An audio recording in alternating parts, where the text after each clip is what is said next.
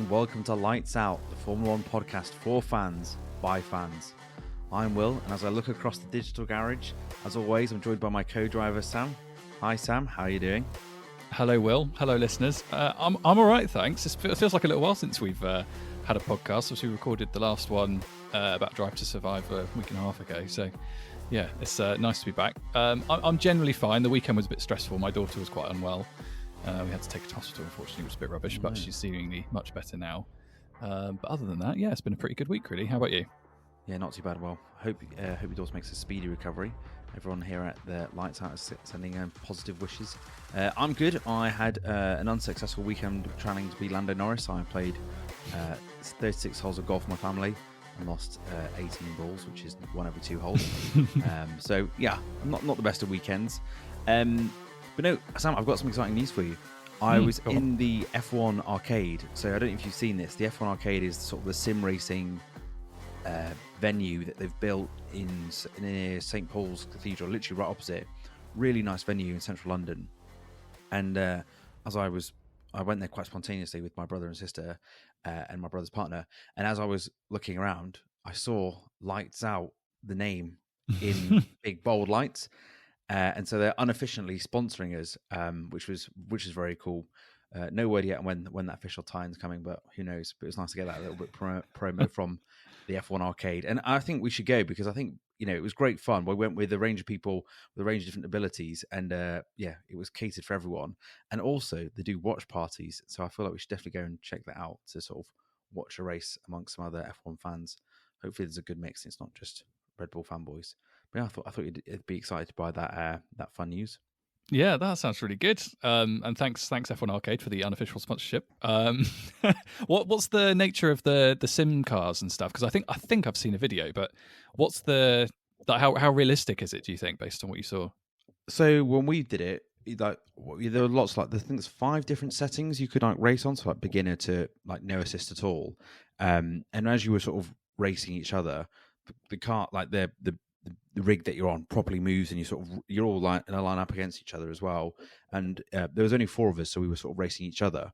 But if you were with a bigger group, you could stand behind and watch the screens above to see the action, the overview, that TV sort of action.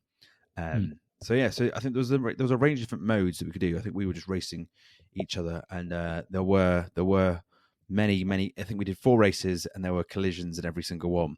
It was really good, and also they've got loads of food and a nice bar as well. Had a lovely Guinness there. It's very good. We should go check it out. Yeah, definitely. I'll be well up for that. Yeah, cool. And with that, away we go with today's episode. And today's episode, we are focusing on a sort of debriefing and sort of looking back at the Saudi Arabian Grand Prix that took place this weekend. We are recording this on the Monday evening after the race, so we've had a bit of time to sort of process it, digest it. I listened to the race in the car on the way back. I had the 5 live commentary, which was a very different experience. Sam, did you watch it on Sky? I did, yeah. Whilst nursing a very poorly 9-month-old, I watched most of it. It was better than I was expecting, but that was primarily because of what happened in qualifying with Max. So that spiced the field up a little bit and made the race probably a bit more interesting than it might have been if it was a Red Bull 1-2 from the start. But no, it was a good race. What did you make of it? How was it, sort of following it from the radio rather than being able to watch it on screen? That must have been quite different.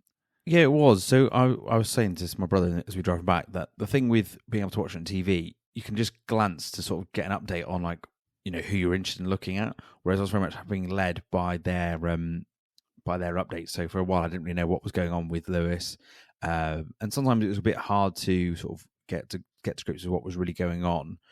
They did have lots of team radio, and it was a good sort of summary, but it was very much you can find out a lot more when you're watching it on TV. And they were good at sort of describing it and visualizing it for you. And then I watched the YouTube highlights this morning, and that was helpful because I could then see moments I'd heard described to me. But they captured it pretty well. But what was a bit strange is as soon as the race finished, literally as soon as the checker flag, they cut to 6:06. So there was no sort of real analysis at all, which is a bit of a shame. But they had, I can't remember the main host, but they had Alice Powell, who was the runner-up in the W Series, which is the female racing series that sort of supports Formula One at some weekends. And her analysis was really, really good. I really thought she was a really strong one as well. And so we come on to the result. You predicted it in our last episode. You said that Checo would win, Sergio Perez would win. He did win. You must be feeling pretty smug right now. I am relatively smug, thanks, Will. You can see on camera, listeners, you can't. Unfortunately, maybe one day we'll share a photo of my smug face, which will quickly be removed from social media because it'll be a horrendous sight for all. But yeah, no, Checo was brilliant, really good all weekend. I think Max definitely had the edge on him throughout all of the practice sessions. And then, as I sort of hoped would happen, something unfortunate befell Max Verstappen, and that allowed for something a bit more interesting to happen at the front and Checo took full advantage of that. He put in a really good lap in qualifying himself. And yeah, just did a really good job. I mean, we all know how much he loves street circuits, and this is the streetest of street circuits. And yeah, I think he drove a really good race. I mean, to hold off Max for that last 10, 15 laps is no easy feat at all. And even kind of maintain the gap pretty comfortably, really, at times. It never really dropped that much below 5 seconds, which against Max is really good going. So yeah, there's some sort of shoots of hope there that maybe we'll get a close battle, but I am aware and conscious that this is a kind of a Checo specialist driving around these kind of circuits, and there will be tougher asks to come, I'm sure. What did you make of it? Yeah, well, I think there's quite a bit to unpack from this race win, really, because it's only the second one of the season. An interesting sort of Checo fact for you: he's won 5 races, and 4 of them have been on the street circuits. He's won at Baku, he's won at Monaco, he's now won here at Sakir, and he's also won at Singapore. Bahrain being the last time he didn't win a street circuit. I think, yeah, it was good. I think the title race kind of needed it, really, because, you know, if Max had walked it and, you know, had dominated it all, that would have, I think, really been, I mean, we'll come on to the Red Bull pace separately, but that would have been alarming if he'd won back-to-back opening races. I think what's interesting is there's potentially that could spice up the sort of season is Red Bull might not always be 100% reliable, which is quite interesting to see already. You know, it cost Max pole basically, and they were both complaining about issues towards the end of the race. Luckily, none of them were race ending, but that could be interesting, and it could make this season quite exciting if, you know, they've got the quickest car, but they've got issues with reliability. So I think that we want to watch. But I think for the title battle, you know, what I was really encouraged to see is, I think when Max was right behind, he'd overtaken Alonso. I think you text me saying he's going to absolutely like walk this, and, you know, I think that's what the commentary was sort of expecting this as well. You thought it was just sort of reel Checo in and leave him in the dust, and that didn't happen. I think he didn't even get close to 4 or under 4 seconds to Checo, which is a gap. Now, what I hope is, there was a bit of controversy towards the end of the race where they were both sort of exchanging tenths to sort of match each other's time, and they tell Checo, you know, stick to this lap time, and then they tell Max the same thing, and then Max keeps pushing, and then to the point where Max puts in it, and then it's an amazing final lap of the race on was it hard tires they were on? Mm-hmm. Yep. On old hard tires, and he puts in an absolute blistering, like, fastest lap of the race to get that extra point, which crucially means he's number 1 in the World Championships. You know, he wasn't content with letting Checo be first, which he would have been because he was previously holding the fastest lap. And so I hope Checo is a bit wound up that, because Max has just ignored the team orders and has been quite selfish. And I hope that Checo really pulls his finger out and goes, I'm not accepting being the second driver anymore. I'm here to fight for the World Championship. And they play a really battle between, you know, it'd be amazing if we had a battle like the Rosberg-Hamilton one, because that was a real brutal battle that went, and a real personal one that went the whole season. And I really hope Checo sort of decides that he's not going to accept being the number 2 this season, because I don't think we'll have a title race if he accepts that he's just happy to bring the car home in second. Yeah. Red Bull are in a really interesting position now, actually, because historically, when they've favoured one driver over another, and for the last few years now, it's been Max over Checo, they've been in a really close battle with Mercedes. That sort of necessitated them to prioritise one driver over another, and essentially make sure that Max beats Lewis, back as it was. Now, that doesn't exist this season. The gap we'll come onto this in a moment, but the gap Red Bull have to the entirety of the rest of the grid is so enormous that Red Bull don't really have to worry about that kind of deep tactical approach to their prioritising and their drivers. I really hope that means we're going to see a really good battle, as we did with Lewis and Nico back in, was it 2016? Was it? Yeah. I think, 2016. And the argument then was exactly the same. Toto and the others basically said, let them fight. We've got such an enormous gap on the rest of the field, as Red Bull do this year. Let them fight. It's the only entertainment fans are going to have realistically at the front of the grid this season, and it was really, really good.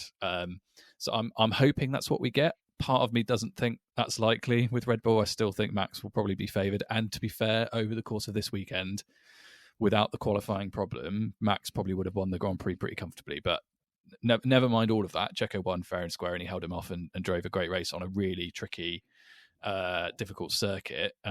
Really high speed, most corners on the calendar. It's a really kind of high intensity Grand Prix, and he won it very well. So there's definitely some hope there. But I still have this nagging feeling that give it a few more races and we'll probably see either Max stretch the gap to some extent, or we'll see team orders potentially coming into play. I really hope we don't, but it's got the potential, I think. I've got a question for you. If Red Bull decide to genuinely let them fight and they don't play favourites for this early part of the season, do you think Max would accept an open fight? Or do you think he's got the expectation that he's the number one driver, he's the star, and what do you think he'll get frustrated if there's no team orders? I don't know. I mean, if I was him, God, if I was Max Verstappen, lol. If I was him, I would welcome it. I think he would win pretty comfortably anyway. I think to some extent he's got 2 world championships in the bank already. He's in the quickest car, and he is definitely the quicker of the 2 drivers over the course of 23 races that we've got this year. I don't think he's necessarily got anything to lose from having a battle with Checo. I think Checo's a great driver, but he's not going to beat Max over 23 races. It's not going to happen. So from Max's perspective, I'd sort of take it and just say, yeah, screw it, we'll fight, and I'll beat you fair and square anyway. That would be my approach. But I agree with you. He's not used to that. He has been the number one almost immediately since he came to the team. As soon as Ricciardo left, that was it. He was number one, and it's been like that ever since. And it will definitely be an adjustment for him. And as we've seen before, he can be quite petulant. I thought he was a bit petulant in the Grand Prix this weekend. We talked about the fastest lap stuff.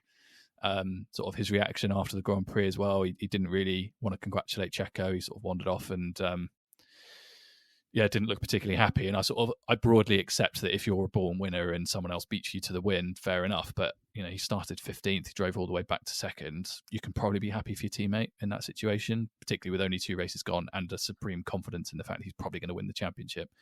But he wasn't in the mood for that kind of attitude. So yeah, it's got a lot of potential, that particular battle.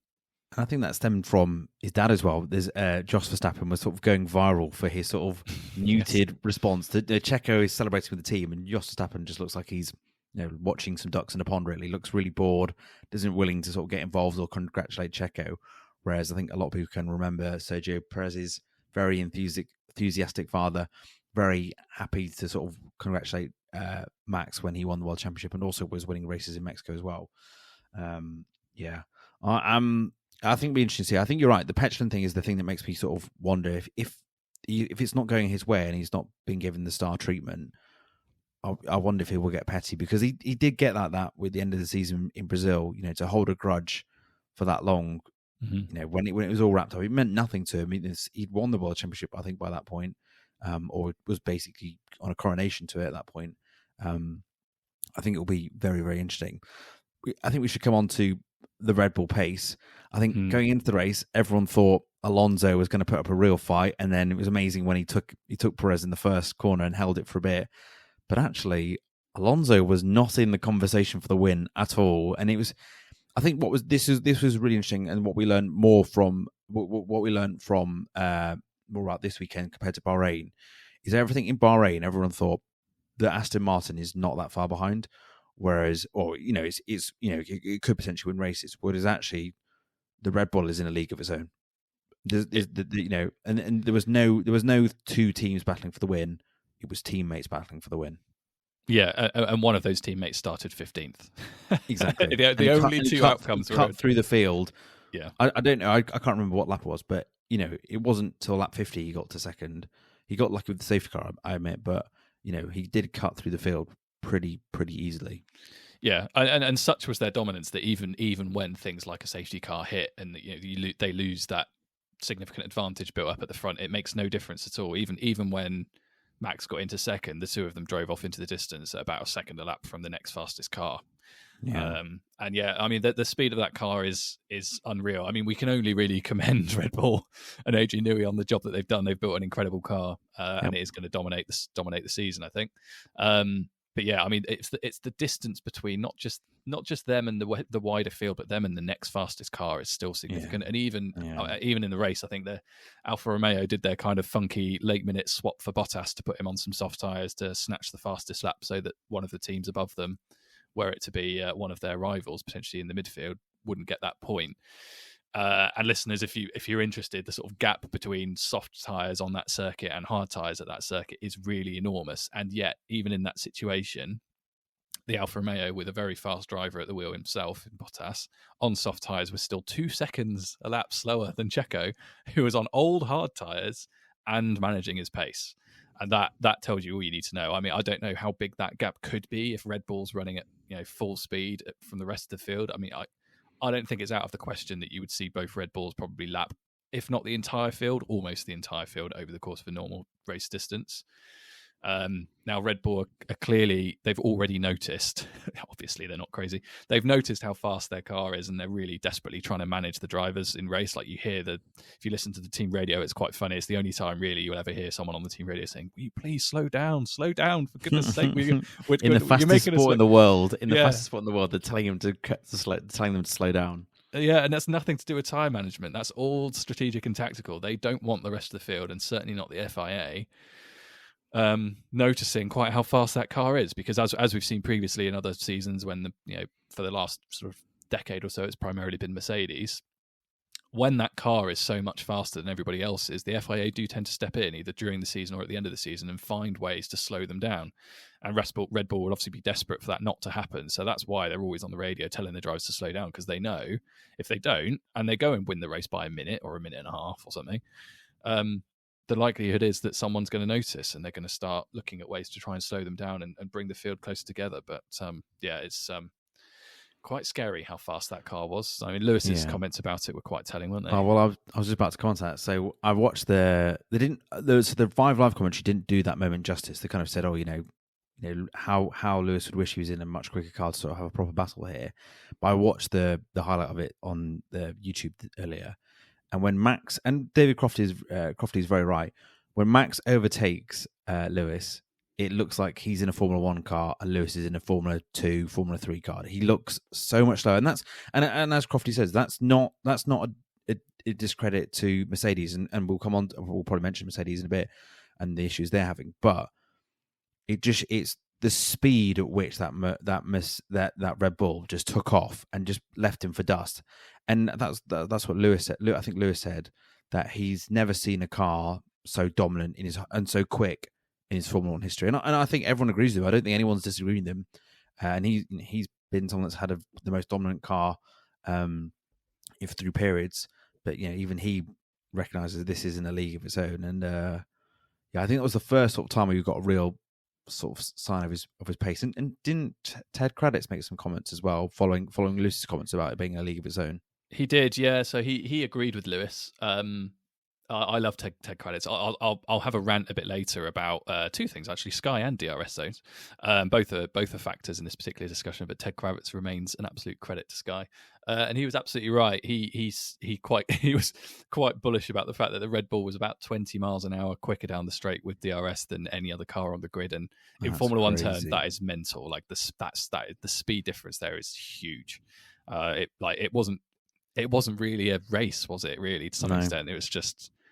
I don't even know if you can call them overtakes. It was just breezing past whatever opposing car it was. And bearing in mind, Lewis was pretty racy during that Grand Prix and had a really good battle with Sainz. And as you say, we'll talk a bit about Mercedes in a bit. It's not like their competitors are driving slow coaches. It's just their car is so fast. Yeah, and I think you're right about. I think that moment when he overtakes Lewis will be something that the FIA will look at and go, and Formula 1 will look at and go, oh, hang on a second, this is not good for the sport. We've got the quickest car is in a league of its own, And it will be really interesting to see what the sport's reaction is to this regulatory wise, what changes they need to bring in, or they decide to bring in, or will they just let it run for the season. But what I'm quite concerned about is that the Red Bull, it doesn't look like it can even no one can get close to it this season. Like no matter, like last season, what was quite interesting was that Ferrari was the quickest car. Red Bull developed a bit. Ferrari developed a little bit, and then Mercedes, they got their car probably from third to second and was challenging for wins. I will be shocked if anyone is challenging Red Bull for wins this season. I just don't think they can make that much progress within a season. But also, what is concerning is that Carlos Sainz said after the race on Sunday that when you're following another car behind, when you're behind another car, your performance is massively impacted by the dirty air. And so when Formula One decided to bring in these new regulations last year, these new car designs, which you see now, they were designed to sort of make sure that they didn't have their aerodynamics massively affected by the dirty air.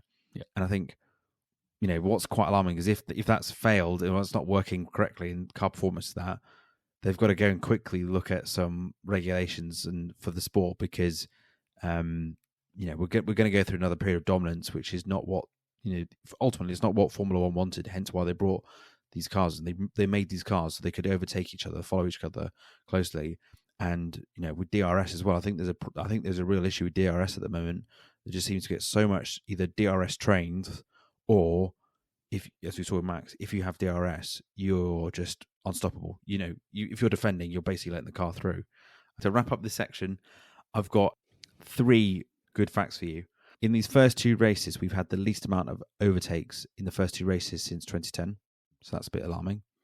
Yeah. Well, okay. A couple of Red Bull facts for you now. Red Bull have now won 94 races, which is the same as Lewis Hamilton.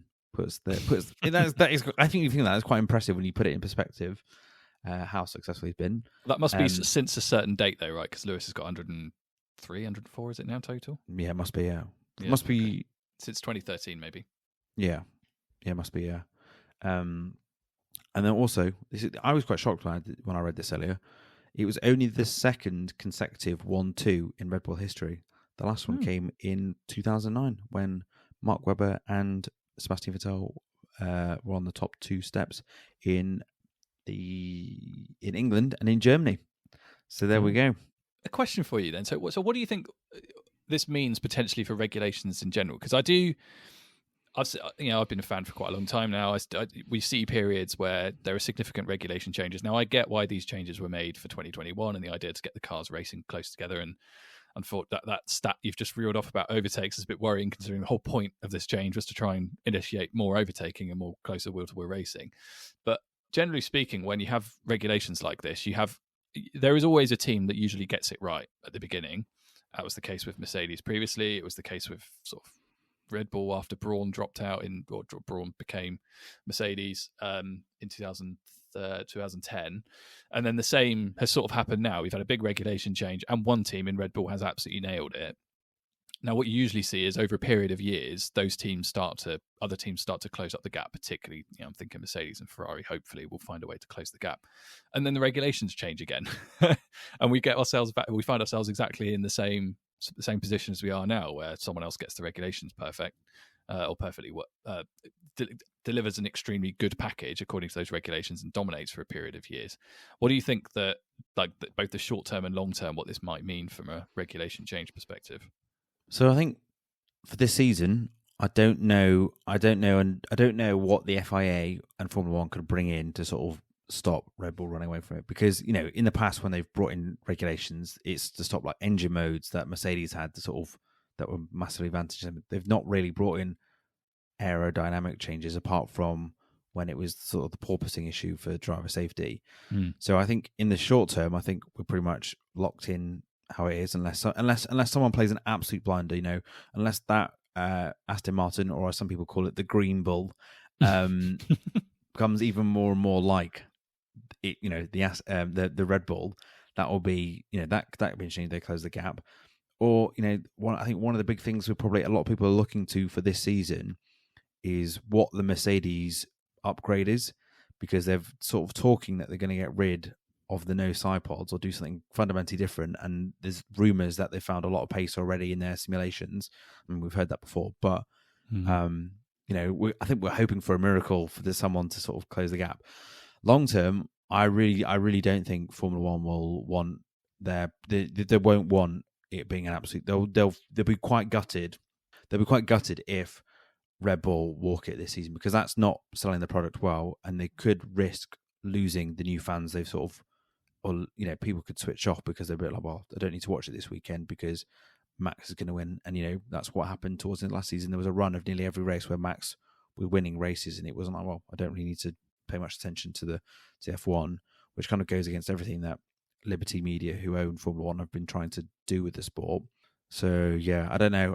But then I'm not, correct me if I'm wrong, but the only sort of big regulations I know that are sort of in stone coming is the new engine regulations, and then about their change. I can't remember what they're changing them to, but it's all about trying to get new manufacturers in the sport. So I think Ford have already signed up. Have the Audi. Audi have? Yeah, I was trying to think so. And there's rumours of Porsche as well. Yeah, I'm not sure. What about you? Honda look like they may be coming back. Oh yeah, as well, Honda coming back as well. What about you? What are your thoughts on it? Yeah, I agree. I don't think there's anything to do in the short term. It doesn't look to me like there's anything necessarily untoward about what Red Bull have done with that car, except it's kind of, I want to say aerodynamically perfect, but it must be pretty close, given how tricky these cars are with the kind of ground effects that they've been going for with the regulation. So, yeah, short term, I'm not really sure. I mean, I'm kind of with you. I think the onus to some extent is on the other teams to find ways to catch up. What that looks like in terms of competitors, I'm not really sure. I actually don't think Aston Martin are ever going to get close to Red Bull. I think historically we've seen throughout Formula One that the teams that copy the quicker teams are always going to be a step behind, and it takes something radical from another team with a different approach to come along and really challenge. So exactly the same as the Mercedes, right? Like we found with the Mercedes throughout 2018, 19 and 20 how fast that car was, and then Racing Point, as they were at the time, copied the design, got a pretty quick car, but we're never ever going to challenge Mercedes, whereas Red Bull went in a very different direction, put together a brilliant high rake design for Max, and then lo and behold challenged and ended up winning the championship in 2021. So yeah, it's not going to be Aston Martin. If anyone's going to do it, it'll be a Mercedes or a Ferrari. I have hope for Mercedes as well, but those are the same simulations that apparently showed that W13 was an absolute monster and had no porpoising problems. So I won't hold my breath. And the W14 would be quick as well. Yes. But should we talk about Mercedes? Well, I was going to say, just to wrap up this bit, I was going to say, I wonder if next season you'll just see 20 Red Bull-esque looking cars. Because at the moment we've got 3 different variations of side pod design. You've got the Red Bull really sharp one that really cuts in underneath the side pods. You've got them really nice big curvy ones on the Ferrari. I think the Alfa had that, and I think Haas have got it as well. And then you've got Mercedes, who have just absolutely messed it up. I wonder if you'll just see everyone just trying to copy that as well. And I do think that when I looked at it, the more I look at it, I think Martin Brundle made this point. The more you look at the Red Bull, the quicker it looks as a car. It just looks such an attractive, fast-looking car. And then to bring us on to where we want to go to now, so we're now going to talk about the midfield. I looked at the Mercedes, and the more I look at it, the more I hate it. It looks terrible. The no side pods, and it's the really chunky bit right before the rear wing at the very back of the engine cover. It just looks messy, and I can't unsee anymore. But what was encouraging was that Mercedes had a pretty good weekend. They came home 4th and 5th. George had some good race pace. Lewis did okay in the race. wasn't terrible, but I mean they got past the Ferraris, who will come into in a minute, but they had a good one. I mean the thing that's concerning me, and some people will be sick of me saying this already and bring it always back to Lewis Hamilton, but I saw a lot of his press coverage, his press interviews, and he looks so frustrated. I don't think he's really, really unhappy. But at least the car put on a good performance, and at least George had third for about a couple of hours before it got stripped again. What did you make of Mercedes' weekend? Yeah, I mean, I suppose it's context, isn't it? I suppose for a midfield. Now we're talking about the midfield, and the fact that Mercedes are even in that discussion, I'm sure will hurt Mercedes fans and Mercedes indeed. But yeah, I think they had a solid weekend. I think they did about as well as they possibly could. I mean, to the fact that they've quite clearly overtaken Ferrari and found a way to finish above them is a really positive step. They are still such a long distance back from Red Bull. It doesn't really feel likely that they're ever going to catch up this season. I mean, maybe they've got some fancy new designs coming that's going to result in significant change, but I don't know. It's a long old way to come back, isn't it? They're over a second behind a lap, and that's with Red Bull managing their true performance, so they don't attract unwanted attention from the people that oversee the sport. I agree with you about Lewis. Yeah, he looks and sounds like a guy that knows he's only got so long left and is still absolutely desperate to win that 8th World Championship and sign off in the right way. And that's what that frustration is, I think. Whereas George, he cuts a pretty chilled character in large part because he spent most of his career so far driving slow cars, and now he's at a good team, fighting for points, fighting for podiums, doing a pretty good job, consistent, keeping himself out of trouble. He's going to be happy, and he's got a lot longer left than Lewis does, and that's part of it. And yeah, Lewis was a bit spiky, I think, in the press stuff afterwards, the press interview. I think he was asked about it, and he was a bit annoyed about his strategy. I think the hard tyre wasn't great, particularly for Mercedes in this race, and starting him on that.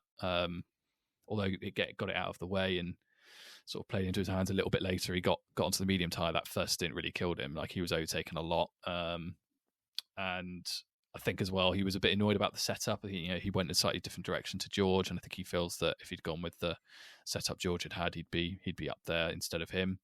But yeah, he does cut quite a frustrated character, doesn't he? And I think as well, there's definitely there's an air of discontent as well, I think, between sort of Lewis and George growing. I think they get on generally fine, but my sense is that, and I noticed this a couple of times during the season last year, and albeit it didn't really matter because they weren't challenging for the championship, they just were trying to get as many points as possible, and they let their drivers race and do whatever.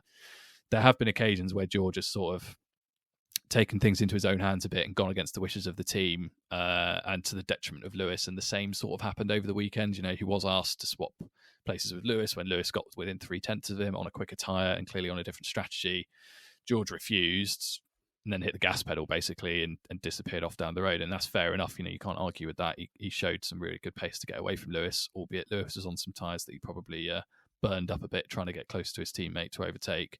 Not a problem Max would suffer, for example, if he was following Checo closely, I'm sure. Yeah, that kind of thing, given that's happening only already in race 2, speaks volumes to me. I think we are probably going to see some flashpoints between those two during the season. What did you make of their kind of overall weekend?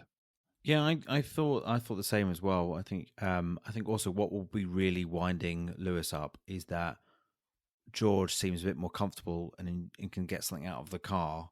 Whereas I think he said after qualifying on Saturday that Lewis said that he just cannot connect with his car. He can't get it to do what he wants to do. He's not happy with it at all. And then you think what he said last weekend in Bahrain, how he said he told Mercedes to follow his steers on what to do with car design, and they ignored him, and he's frustrated. I just think he's just really, really frustrated, and really, I think he was really hoping that they'd step up and challenge for a title. And I think he's just running out of time. I feel like it feels like he's running out of time. And there's a lot of speculation on Twitter and on Reddit, which I don't think there's anything to think about yet. But there's a lot of speculation about him potentially going to Red Bull or Ferrari. And I think at this stage of the season, that's nonsense. Yes, he's frustrated. It doesn't mean he's looking to get out Mercedes.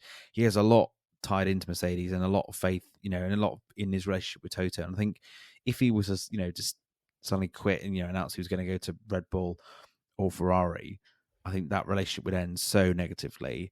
But I'm gonna sort of put it out there. I think if the season continues as it's currently going, and he's still unhappy, and the car doesn't get any quicker, and he's not that tall, it wouldn't surprise me if he was having informal conversations with people in the background from either team. I mean, I know neither team have a vacancy at the moment, but would Ferrari turn down an opportunity to hire Hamilton? I don't know. I think I could see them putting him with Leclerc. Red Bull, I don't think would touch him, but just because it's all about keeping Max together. Why would you put two people that don't get on with each other, don't have the same racing style as well? So you'd have to. It wouldn't be like he'd fit in well. Yeah. But I wouldn't. Never say never, because everyone at the time when he left McLaren to go to Mercedes, no one saw that coming except from Eddie Jordan. So yeah, we'll see. But that nicely ties on to Ferrari. Deary me. Not a good weekend for them at all. I think everyone went into the start of the season before Bahrain and thought, they're going to be second quickest car. are they the fourth quickest car? Are they the third quickest car? They're definitely not the second. No, they're not. They've gone backwards. Well, and even more mad when you think that they started last season with the fastest car. So they've dropped back really far now. They are absolutely the fourth fastest car on the grid. And yeah, they keep shooting themselves in the foot as well. I mean, I kind of.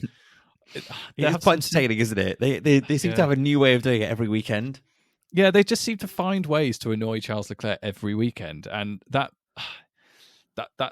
not great, is it? Really? I mean, you talk about Lewis thinking about leaving. I think Charles must be thinking, "Jesus, really? Is this my lot for life now with Ferrari?" I do feel a bit bad for him because he's such a great driver, and it would be great to see him competing and battle with Max, as we saw for a little bit of last season. I really want to see that again, but yeah, not based on the design they've got at the moment. And yeah, they've dropped back quite significantly.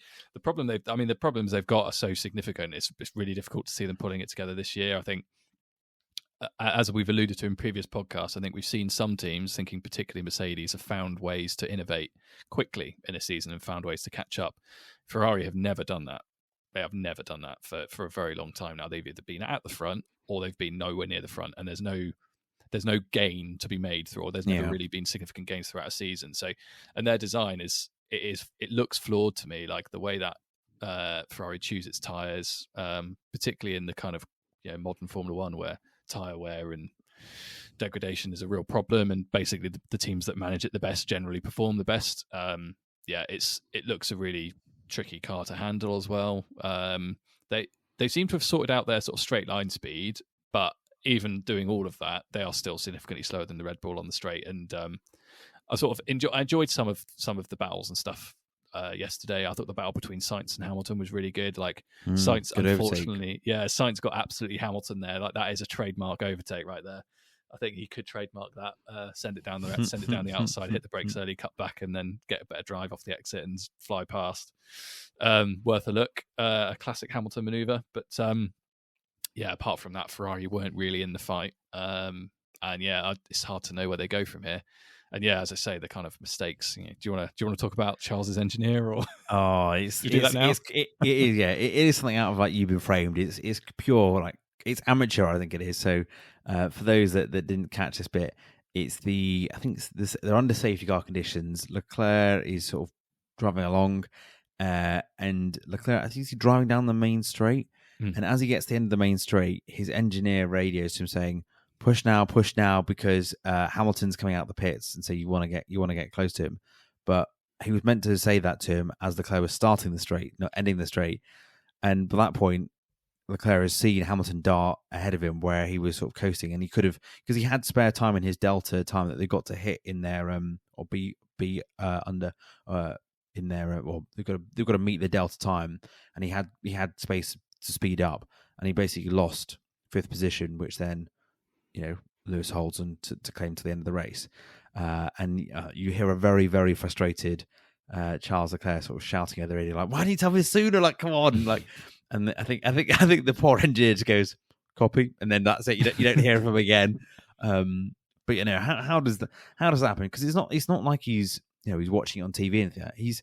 He's got all the data. He can see on the on the map they've got. He'll know exactly where Leclerc is, and how does he forget to radio in? Or what? I would love to know what genuinely happened for him to do that. Did he just misjudge it at all? But I think slowly but surely they are breaking Charles Leclerc, and I think he'll also be someone that'll be really struggling. That he'll struggle a lot, not being in the championship fight. I think he felt last year he had a good chance, and then a combination of his errors, the team's errors, the car development not progressing. Yeah, he wasn't really in the conversation at all. I think he'll be gutted that he's not there this season as well. Yeah, I it's a shame. There's such a historic, iconic team. I think it was Bernie Ecclestone that said, Formula One isn't Formula One without Ferrari in it. But they are a bit of a meme at the moment, and the kind of clown car stuff is quite funny sometimes. But also, I think for Ferrari fans, and I'm not a massive Ferrari fan, but I've got my sympathies there. Like they are, as I say, they are a really historic team. It would be nice to see them back near the front as they were last season. But it does feel like just culturally there's so much to change in that organisation. Like you can't do this every single season and almost every single weekend. You can't have errors like this. I mean, as we've alluded to before, like Red Bull and Mercedes are totally ruthless about this kind of stuff. Like if a mistake is made, it doesn't happen again. And if it does happen again, the person who's made that mistake isn't around for very long. Yeah. Ferrari don't really operate like that. And it's to their detriment, really. And when you've got a driver like Charles, who's in his prime, one of the quickest drivers on the circuit, I think definitely a rival for Max and Lewis on pure pace. In a car he's really struggling with, that has reliability problems, and that in a team that's making consistent strategic mistakes, it's a recipe for disillusionment, isn't it? Really, and he's probably thinking about his options as well. I'm sure there's a lot of people who've played the F1 manager game, and when Lewis retires, they've gone straight for Charles. That is a move I could see happening in the next couple of years. Like if Mercedes continue to outdevelop Ferrari and get a bit closer to Red Bull, and Lewis decides he's had enough, I could see that move happening for sure. I can't think of anybody better for Mercedes to recruit. But yeah, we'll have to see. Very frustrating weekend for them. Indeed. And before we go for a break, we should just touch on Alpine. They are very much in that midfield battle mixed, really. I think they've had a strong showing in both weekends now. I think Gasly was quick in Bahrain, and I think they both did well this weekend as well. I think a sort of more broad point about this season, the title race is over basically already. I think, apart from it, whether it being between Checo and Max, but what I think could be really interesting this season is sort of the interchanging of the teams and their pace in the midfield, because you've got Mercedes, you've got Aston, you've got Ferrari, and now you've got Alpine. That could make, that's that third place or the bit behind third place really, really interesting. I'm very intrigued to see how that sort of pans out. And you might end up seeing more of that then. I'm following that closer than I do the title race, because there's a world in which Max steams it. Yeah, it feels quite vintage, sort of 5-6 years ago, a potential fight between Ferrari, Alpine, and who else was it back then? McLaren. Obviously, McLaren are nowhere near. We'll probably cover them in another podcast. They had such a terrible Grand Prix. We're not even going to talk about them this week. Next week, maybe. Fingers crossed they can do a bit better. But yeah, it does feel a bit vintage having those teams in the fight. Alpine it's just a shame that they're not in the fight for wins. Yeah. It's just a shame that you got a really close midfield, but it's not for the wins, which is what is the most entertaining and interesting part of the sport. It is. Yeah, it is a shame. But we have to take our joy where we can find it, right? And I think Alpine have got a good package, a couple of good drivers. I think there could be a good fight with Ferrari potentially there. I do think Mercedes will probably find a way to cement second place in the constructors this year. They develop a car very well, and I do sort of quietly hope that they'll make some significant upgrades over the next sort of 6 races, and we'll see them take a step forwards in comparison to some of the competitors for second place. But yeah, the rest of that sort of cohort, Aston Martin, Ferrari, and Alpine, that could be a very, very tasty battle by the end of the season. Yeah, I think it'll be. I reckon, a couple of years we had Hamilton, Verstappen, Bottas was our sort of top 3 for about 2 or 3 seasons.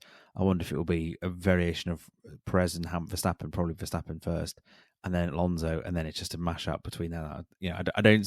I'm yet to see Lance Stroll get on the podium, and I'll be surprised if he gets more than 2 this season.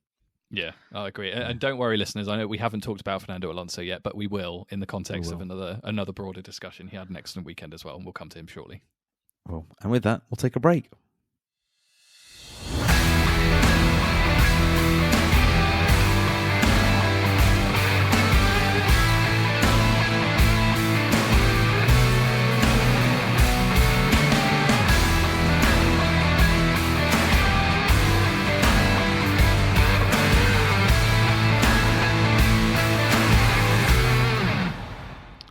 Hello and welcome back from the break. We had a jolly old time and I hope you did too. Before we get on to this week's Latifi's winners, we'll just do a bit of our new favourite segment, William on Williams. Not much to report really from this race. Albon had a retirement, which is a bit of a shame because he seemed to be doing okay. But I am enjoying, there's a lot of, on Twitter, there's a lot of memes about Logan Sargent, which is quite good. And I think, Sam, you said this was, you texted me this on WhatsApp, which I've nabbed for this bit here, is the Sarge was on the charge. Logan Sargent at some points was really challenging and sort of battling others for an overtaking, which is good to see. And it's good to see a rookie come in and have a decent showing. And I think a lot of people were sort of quite impressed, although he did sadly lose, I think it was 14th place to Piastri. So he ended up finishing 15th in the race. So not a great weekend for Williams, not really in the conversation. But I think, we'll mention Piastri there. He had a very, very good weekend for McLaren. the two rookies battling together. That's good to see. Piastri had a very good qualifying, getting it into Q3, which I think surprised a lot of people.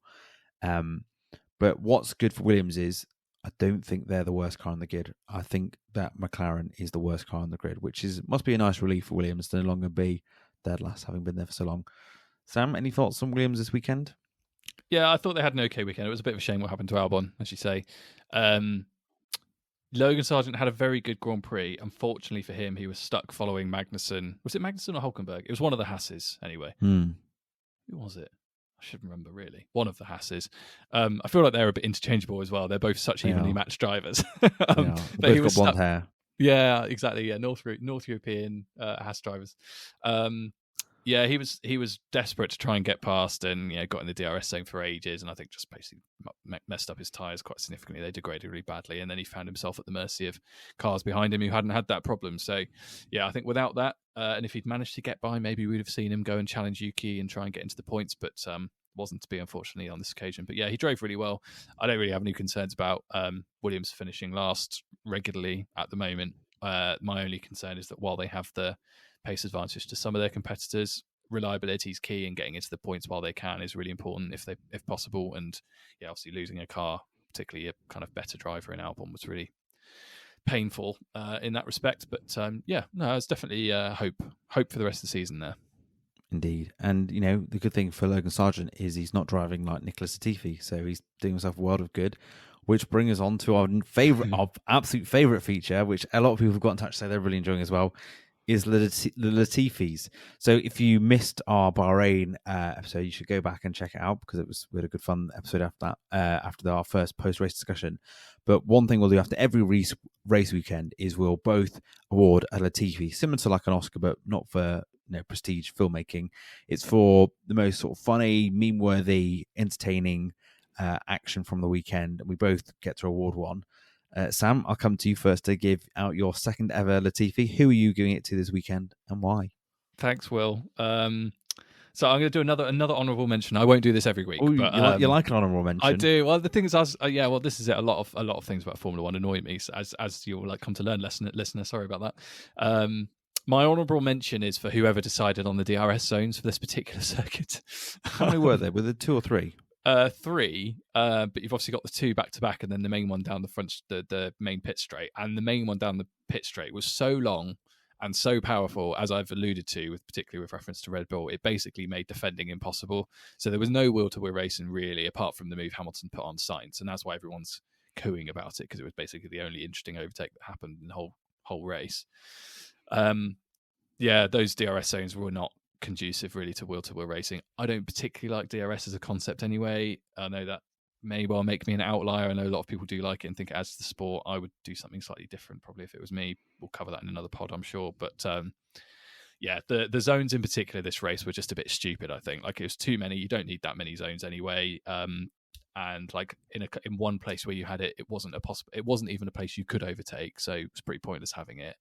It didn't really aid kind of cars getting close to each other anyway, because by the time they got to the 2 straights towards the end of the lap, the pace advantage from having the DRS for that long was so big it didn't make a difference. Like, cars were passed sort of 2/3 way down the straight, and it's just mind-numbingly boring. So fingers crossed they fix that for next year. But no, I've gone for Sky. God love them. Yes, I've gone for Sky. Why have Sky under Latifi? I don't know. I don't have a name. I probably wouldn't name the person anyway. It feels a bit mean doing that, but I have a department in mind. So Sky, they've done some good things, Sky. So I've already alluded to my love for Ted Kravitz. He is by far the best thing about Sky's coverage, in my opinion. They obviously hired Bernie Collins as well recently, former head of strategy Aston Martin. She was brilliant all weekend. Like, her insight into how the strategy was working was great. Really, I was impressed by her. Yeah, so that was really good. But my Latifi has gone to the sound and graphics team at Sky Formula One Racing, whoever it is who's in charge of those things, because, oh my God. So the onboard cameras are everyone's favourite feature. They brought them in last year, and it is really good. Like, seeing... Is this the one from the driver's helmet? Yeah, helmet cam. Yeah. Helmet cam is brilliant. Absolutely love it. No arguments there. Give me more. Give me more. Give me all the helmet cam. But what you don't do not give me helmet cam with different audio that isn't live, because what it results in is you've got the helmet cam of someone like speeding down the straight, getting up to like 8th gear or whatever, giving it the beans, and then on the audio you've got someone slowing down for a slow corner, and vice versa. It is totally out of sync, and it was so annoying because it happened like every time. So every time a helmet cam came on, I was like, oh yeah, here we go, and oh no, they've got the audio wrong again. It's someone else's audio we're hearing. And it was just That's quite rubbish. entertaining. And then the other one that really irked me, and sorry, listener, this is a really petty thing to get annoyed about, but the graphics they've added for this race, the graphic in particular was the one telling us that the lead had changed, even though they were showing it live on the TV. And they've got the leaderboard on the left, and the two names at the top swap when the overtake happens. And it was it took up like an enormous chunk of the screen as well, and it was just so stupid. I was like, "What? You're just wasting your money now. Like, we don't need to be told the leadership of the race has changed. We've just watched it." Yeah. And I was thinking about it, and this was in a race where like the leadership didn't change very often at all. But in a race where it happens quite a bit, so I'm thinking Saudi last year with Charles and Max, where it changed sort of 4 or 5 times over the course of 2 laps, that graphic would get pretty annoying pretty quickly, I think. So yeah, Sky, if you're listening, drop the graphic, and please, for the love of God, helmet cam, fix the audio. It ran so over. How about you? So What's funny. yours? What's your Latifi this Well, I week? was going to say that's like watching a football match and like a team scoring a goal, and all you hear is just sort of like normal music, like you hit the normal crowd sound, you don't hear the actual reaction. Yeah. Do you know what it reminded me of? It reminded me of where like I don't know if it was on Top Gear or another show of that ilk, where they would dub like really loud V8 engine noise over like a little MG or something going down the street just for fun, like just to mess with people. That's what it felt like. It was just totally at odds with what we were watching. So yeah, fingers crossed that doesn't happen again, because that was really annoying. That's worthy with us. Oh, I think that might be it's quite niche to go for the graphics and art department and the sound department at Sky, and that could be the only time as well. I mean, if this was last season, I wonder how many Latifis Paul di Resta would have won, because you were not a fan of him last season and he's no longer part of Sky. So yeah, another good decision they've made. Yeah, there we go. They do get some stuff right. Fair play. Well, let's hope they're listening. They can listen to your feedback and action it. My one is for the FIA, because of the absolute farce with Alonso's penalty, because that is one of the most stupid and most idiotic things I've ever seen a governing body of a sport do. So I've had to get it up on my phone here to remind myself of the timings, because the chronology. There we go. We had this with Pastor Maldonado. We had it with chronology. I didn't even get it right then. But basically, so Alonso starts P2, and he quite quickly is flagged that he's in the wrong pit box. He's in his starting box. He's too far over to the left, which is, I don't think is that much of infringement. But anyway, they gave him a 5-second penalty, wasn't it? Yep, 5-second time penalty. So he comes in to the pits about half an hour into the race, and he serves his 5-second penalty.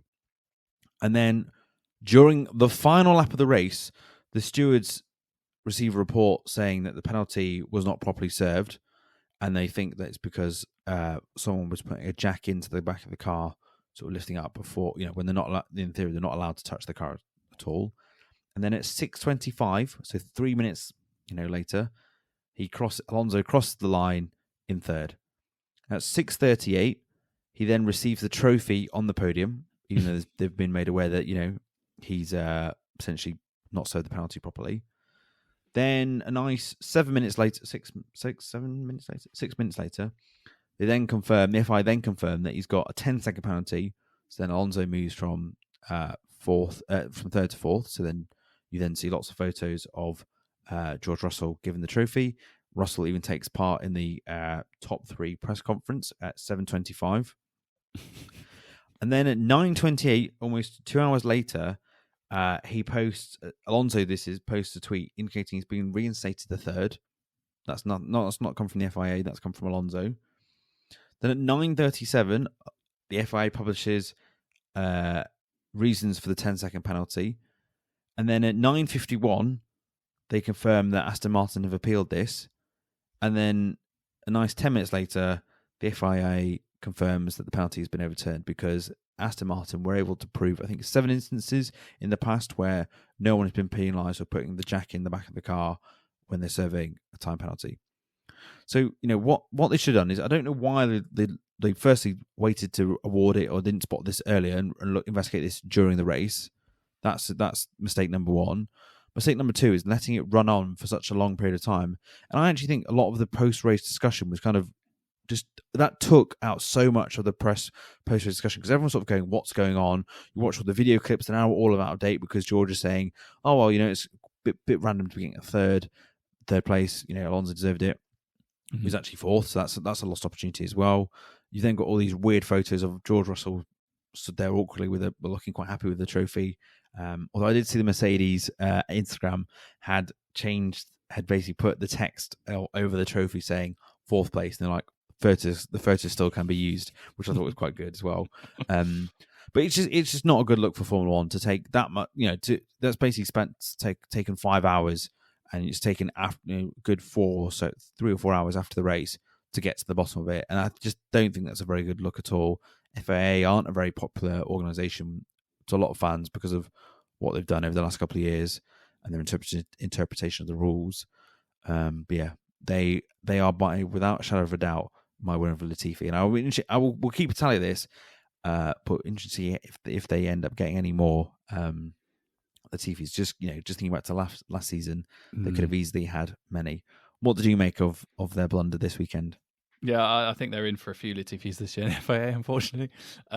Yeah, it's a bit mad, isn't it? Really, I mean, it sort of happened in Bahrain as well, didn't it, with Ocon? When you think about the mechanic getting started early on his car. But that was a bit different though, because that was the mechanic going to the front nose and sort of working the front nose. This is something that it seems to be a lot of teams have done, and then they've then been proved by Aston Martin that it's not breaking the rules, and then they've made a mistake of it. I mean, if I was the FIA, I would just make life a lot simpler for myself and remove the opportunity for teams to serve it in the pit box. Just say to Alonso, you're out of your grid, you're out of your grid lines. You're going to have 5 seconds out at the end of the race, and then everybody knows the situation. Everybody knows what they need to do. Alonso would have known he would have had to push. George Russell and others would have known that they could have sped up, Hamilton as well, to try and close that gap to within 5 seconds. Like, at least everybody's got the same information at the same time and has equal opportunity to make the most of it. Both teams that are being punished and teams that have the opportunity to take advantage of the punishment. I don't quite know why they say, oh, you can serve it in the pit box, and then you just introduce a whole myriad of extra factors. What I will say is Alonso came pretty close to earning a Latifi himself, because I don't know if you've seen the picture of him on the starting grid. I know Ocon did it last weekend, but he was a little. Ocon was pretty close. He wasn't miles away, and it was quite hard to see. Alonso was a good 1.5 foot, only 2 feet to the right of his line, and it was just a bit oh, come on, Fernando. I know it's hard to see, but surely you can do better. It's a rookie mistake from the biggest veteran in the sport at the moment. Yeah, absolutely, and also in a situation for him where he's challenging for podiums and stuff, you just put yourself at an immediate disadvantage, because he's kind of had 2 races now where factors or whatever beyond his control have affected his opportunity. So it's the FIA have an awful lot to think about, I think, in that situation. It's hugely inefficient, and that timeline you've talked through there was absolutely crackers. I mean, we're not going to talk about Abu Dhabi, but it felt a bit similar, didn't it, where the whole kind of result was under discussion and under question for absolutely ages. And I mean, I know the two events and Grand Prix were very, very different, but they're just not great at making decisions correctly or quickly, it would seem. I think they almost need to just, because I do actually quite like a pit stop penalty, because it does change the complexion of the race. Because last weekend, or the last race, or this one, if he had got a 10-second penalty stop and go, that would have made it really interesting, because he then moves position, he's got to fight his way through. Whereas you kind of lost a bit of that battling through. But if he serves at the end, they should just simplify it and just say no one is he's got to drive into the pit box. And no one's allowed within a meter of him until it's served, because they don't get anyone. Because you always see the footage of them all sort of hovering, looking at the chap with the lollipop, or it used to be the lollipop, waiting to go. And they almost need to just simplify and say no one's allowed to touch it, and then everyone's clearing it as well. But not good for the FIA. But well, there we go. They've won their first Latifi. Congratulations to them, and congratulations to Sky as well. Like I said, we'll keep a tally of this as the season goes on. And we'll see where we get on.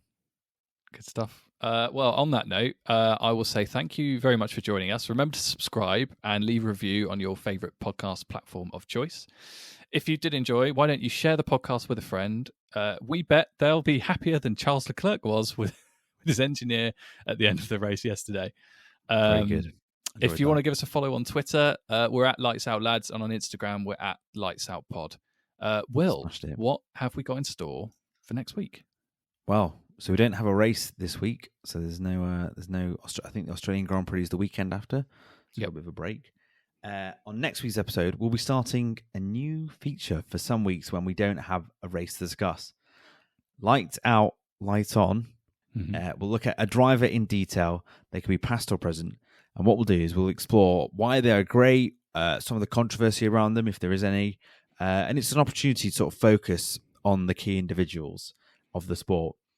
And to start off, we thought we'd go for someone unknown, to sort of educate the listener that not many will know about. He's a driver. He's British. He's raced for 2 teams. And he goes by the name of Lewis. Yes, we'll be discussing 7-time world champion Lewis Hamilton in our first ever Lights Out, Light On. We'll be looking at all sorts of stuff. We'll look at his why we think he's such a great driver. How he's achieved 7 world championships. We'll talk about his mixed reputation with fans. I think he splits a lot of opinion with British fans, but also around the world. We'll obviously discuss Abu Dhabi 2021 as well. We've obviously talked. He's not particularly happy at the moment, so we may revisit again his sort of long-term future and where he goes next. But I can promise you now, it will not just be as fanboying for an hour. It will be a proper, in-depth discussion look at Lewis Hamilton. So yeah, I hope that whets the appetite. You won't want to miss it. It'll be a really interesting one, and we've got some really interesting drivers to cover. We want to cover some of the greats that have been in the sport previously, people like Schumacher, Mika Häkkinen, Senna, Prost, but we are going to cover some of the current lineup as well, so I'm sure we'll have an episode on Verstappen and Leclerc at some point in the season as well. So yeah, catch us next week for our first ever Lights Out, Lights On. Still super proud of that. Yeah. But I think that concludes our post Saudi Arabia discussion. Thank you very much for listening. I hope you've enjoyed this show. That's all from us. All the best and goodbye. Bye-bye.